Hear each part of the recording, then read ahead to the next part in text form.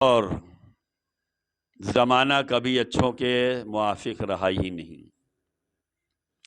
انبیاء کی تاریخ دیکھ لیجئے، اوصیاء کی تاریخ دیکھ لیجئے، ائمہ معصومین کی تاریخ دیکھ لیجئے، ان سے اچھا کائنات میں کوئی نہیں ہے، لیکن ان کے دشمن بہت ہیں، ان سے دشمنی رکھنے والے بہت ہیں، ان کے خلاف جانے والے بہت ہیں۔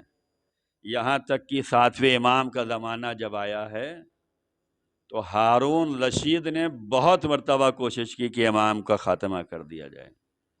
جب بھی اپنے دربار میں اپنے وزیروں سے، اپنے ہم نشینوں سے یہ کہتا ہے کہ امام کو شہید کرنا ہے، سب لرز جاتے ہیں، یہ کام ہم سے نہیں ہو پائے گا، یہ کام ہم سے نہیں ہو پائے گا۔ بارہا اس نے اپنے دربار میں چاہا، لیکن درباریوں نے انکار کر دیا، نہیں یہ کام ہم سے نہیں ہو سکتا۔ تب سے آئے اور ہارون نے ان سب کا امتحان لیا۔ خدا کے بارے میں جانتے ہو؟ کہا کہ خدا کیا چیز ہے، ہمیں پتہ ہی نہیں۔ اہل بیت کو جانتے ہو؟ معلوم ہی نہیں۔ کہا یہ ہمارے کام آئیں گے، یورپ سے منگائے گئے ہیں۔ ان سے کہا ہمارے کام آؤ گے؟ کہا ہم اسی ارادے سے ہم یہاں بھیجے گئے ہیں، تو ہمیں ان کے راہ پہ چلنے کی ضرورت ہے، اسی راہ پہ ہمیں کامیابی ملنے والی ہے، نجات ملنے والی ہے، رحمت ملنے والی ہے، برکت ملنے والی ہے، خوشحالی ملنے والی ہے، سعادت ملنے والی ہے، نصیب اچھا ہونے والا ہے۔ اسی راہ پہ برقرار رہیے، اس لیے کہ انہوں نے جو کہا ہے وہ ہو کر رہے گا۔ اور زمانہ کبھی اچھوں کے موافق رہا ہی نہیں۔ انبیاء کی تاریخ دیکھ لیجئے، اوصیاء کی تاریخ دیکھ لیجئے، ائمہ معصومین کی تاریخ دیکھ لیجئے، ان سے اچھا کائنات میں کوئی نہیں ہے، لیکن ان کے دشمن بہت ہیں، ان سے دشمنی رکھنے والے بہت ہیں، ان کے خلاف جانے والے بہت ہیں۔ یہاں تک کہ 7ویں امام کا زمانہ جب آیا ہے تو ہارون رشید نے بہت مرتبہ کوشش کی کہ امام کا خاتمہ کر دیا جائے، اور جب بھی وہ امام کو شہید کرنا چاہتا تھا، کتنی اذیتیں اس نے پہنچائی ہیں۔ 14 سال مسلسل امام قید میں رہے ہیں، 14 سال مسلسل 7ویں امام قید خانے میں رہے، لیکن امام کا دبدبہ، رعب، جاہ و شم، عظمت، منزلت، فضیلت ویسے ہی برقرار ہے کہ 14 سال قید خانے میں رکھنے کے بعد بھی آج ہمت نہیں پڑ رہی ہارون رشید کی کہ امام کو شہید کر دے۔ جب بھی اپنے دربار میں اپنے وزیروں سے، اپنے ہم نشینوں سے یہ کہتا ہے کہ امام کو شہید کرنا ہے، سب لرز جاتے ہیں، یہ کام ہم سے نہیں ہو پائے گا، یہ کام ہم سے نہیں ہو پائے گا۔ بارہا اس نے اپنے دربار میں چاہا، لیکن درباریوں نے انکار کر دیا، نہیں یہ کام ہم سے نہیں ہو سکتا۔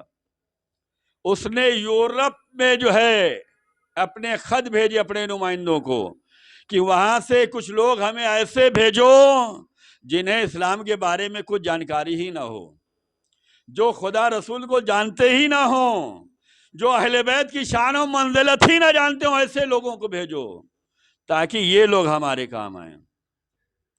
اور وہاں سے 50-60 لوگ بھیجے گئے، یورپ سے آئے، اور ہارون نے ان سب کا امتحان لیا۔ خدا کے بارے میں جانتے ہو؟ کہا کہ خدا کیا چیز ہے، ہمیں پتہ ہی نہیں۔ اہل بیت کو جانتے ہو؟ معلوم ہی نہیں۔ کہا یہ ہمارے کام آئیں گے، یورپ سے منگائے گئے ہیں۔ ان سے کہا ہمارے کام آؤ گے؟ کہا ہم اسی ارادے سے ہم یہاں بھیجے گئے ہیں، حکم کیجئے۔ اس نے ان سارے لوگوں کو قید خانے میں قیدی امام کو دکھلایا، کہا اسے دیکھ رہے ہو، زندان میں جو ہے اسے دیکھ رہے ہو، اس کو ختم کرنا ہے، اسی لیے تم لوگوں کو ہم نے بلایا ہے۔ اور اس کے بعد یہ کہے کہ ان لوگوں کو قید خانے کا دروازہ کھول دیا گیا کہ جاؤ، یہ کام تمہیں کرنا ہے۔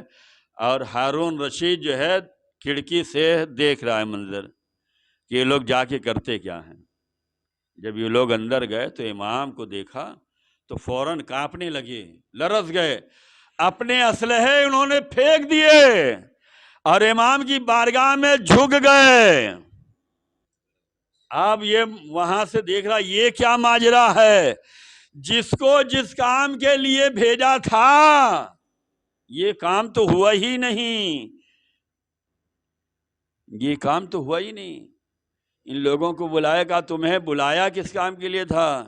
کہا یہ کام ہم سے نہیں ہو پائے گا، اور ہم اس دربار میں تو رکنا بھی نہیں چاہتے، ہم جہاں سے آئے ہیں وہیں جائیں گے۔ اور یہ سب چلے گئے۔ عزیزان گرامی، اگر دل و دماغ پاک ہو، نسل پاک ہو، تو در اہل بیت پہ وابستہ رہنے والوں سے دشمنی نہیں ہو سکتی۔ امام حسین علیہ السلام کے لاشیں ان گھوڑوں نے پامال کیے ہیں جس کی نسلیں خراب تھیں، اور یہ فوج یزید کو بھی معلوم تھا۔ ان لوگوں نے خراب نسل کے گھوڑے منگائے تھے حسین کی لاش کو پامال کرنے کے لیے، کہ حسین کو پامال وہ گھوڑے نہیں کر سکتے جن کی نسل اچھی تھی۔ جتنے قاتلان امام ہیں سب بدل نسل ہوتے ہیں، جن کی نسلیں پاک ہوتی ہیں وہ کبھی امام کو قتل نہیں کرتے، شہید نہیں کرتے، اس کے لیے بد نسل ہونا پڑتا ہے۔ اور نسلوں کو بچانے کی ذمہ داری اہل بیت نے ہمیشہ اپنے چاہنے والوں سے کی ہے۔ اس مصلحت کو ہمیں سمجھنے کی ضرورت ہے کہ اپنی نسلوں کو پاک و پاکیزہ رکھیں۔ نسل پاک ہوگی تو ان سے کار خیر ہوگا، یہ در اہل بیت سے وابستہ رہیں گے، یہ اہل بیت کے خلاف نہیں جا سکتے۔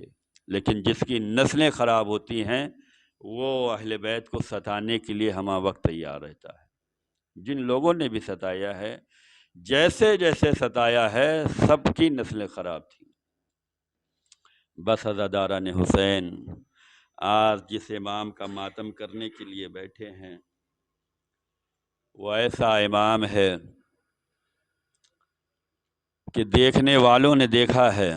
جب امام کو زندان میں کوئی دیکھنے آتا تھا کہ ہمیں امام کو دیکھنا ہے تو زندان میں جھانکتا تھا، اس کے بعد روتا ہوا واپس جاتا تھا کہ یہاں تو امام نظر ہی نہیں آ رہے ہیں، بس ایک چادر ہے جو ہمیں نظر آ رہی ہے۔ یہ چادر کیسی تھی؟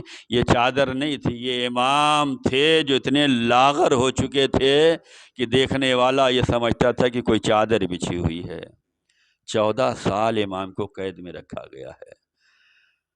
ہر امام کا ہم غم مناتے ہیں، لیکن امام موسیٰ کاظم وہ ذات گرامی ہے۔ مولا سجاد کو ہتھکڑیاں پہنائی گئیں، بیڑیاں ڈالی گئیں، کربلا سے کوفہ اور کوفے سے شام کا سفر کرایا گیا، 1 سال زندان میں رکھا گیا، لیکن جب 1 سال کے بعد رہائی ملی ہے تو ہتھکڑیاں اتار دی گئیں، بیڑیاں کاٹ دی گئیں، توقے خاردار اتروا دیا گیا، لیکن اس کا زخم زندگی بھر امام کو رہا۔ لیکن زندگی میں امام کے یہ بیڑیاں تو اتر گئیں، لیکن آج اس امام کا غم منانے کے لیے ہم لوگ یکجا ہوئے ہیں۔ جس کی بیڑیاں اور ہتھکڑیاں اس کی زندگی میں نہ اتریں، عزادارو جب امام اس دنیا سے رخصت ہوئے تو امام کا جنازہ بغداد کے پل پہ رکھا گیا اور آواز دی گئی رافضیوں کے امام کا جنازہ ہے۔ جب امام کے چاہنے والوں نے جنازہ دیکھا، ہاتھوں میں ہتھکڑیاں دیکھی، پیروں میں بیڑیاں دیکھی، تڑپ گئے، ہائے میرے مولا۔ اور عزادارو یہ اہل بیت کے گھرانے کے جنازے بھی عجیب ہوتے ہیں۔ نبی کا جنازہ اس شان سے نہ اٹھا، نبی کی بیٹی کا جنازہ اس شان سے نہ اٹھا، نبی کے نواسے کا جنازہ، اگر امام حسن کا جنازہ شان سے اٹھا تو دشمنوں نے تیروں کی برسات کر دی، ظلم تو اور زیادہ ہوا۔